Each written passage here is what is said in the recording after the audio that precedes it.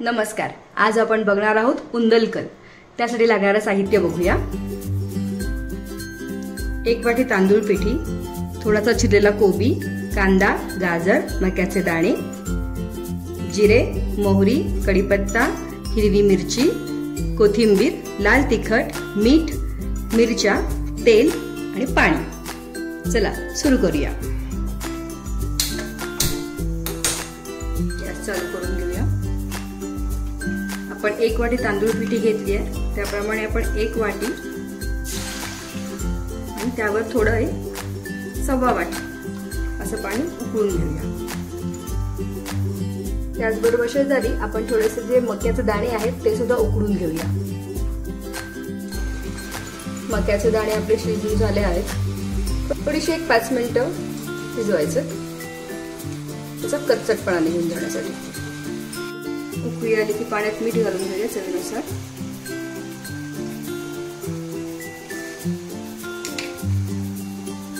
Gas बारीक करूया.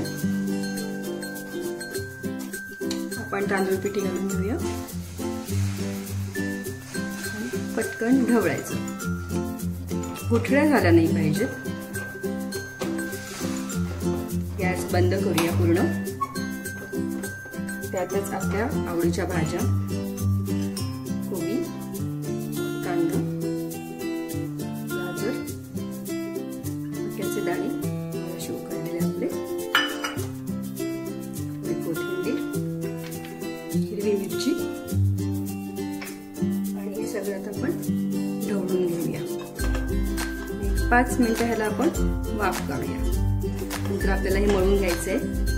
5 मिनिटं झालीत. आपण आता उघडून घेऊया. प्लेटमध्ये करूया.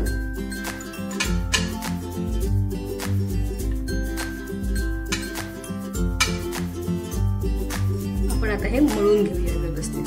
थोडं गरम आहे. हाताला थोडं तेल लावून घेऊया. जे आपण छोटे छोटे बॉल्स करून घेऊया.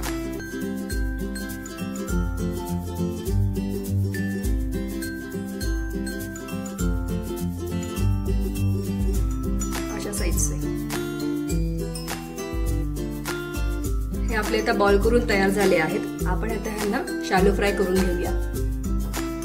गॅस चालू करून घेऊया.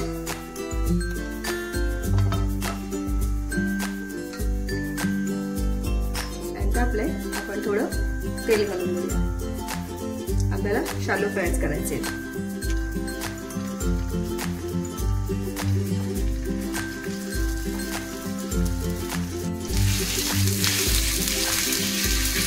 थोडासा तांबूस रंगावरती आपण आता शालो फ्राय करून घ्यायचे. बऱ्यापैकी याला ब्राऊन कलर आलेला आहे.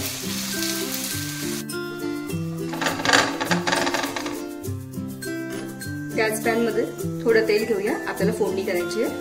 अगदी थोडस मोहरी घालूया, थोडस जिरं, कढीपत्त्याची पानं, लाल मिरची,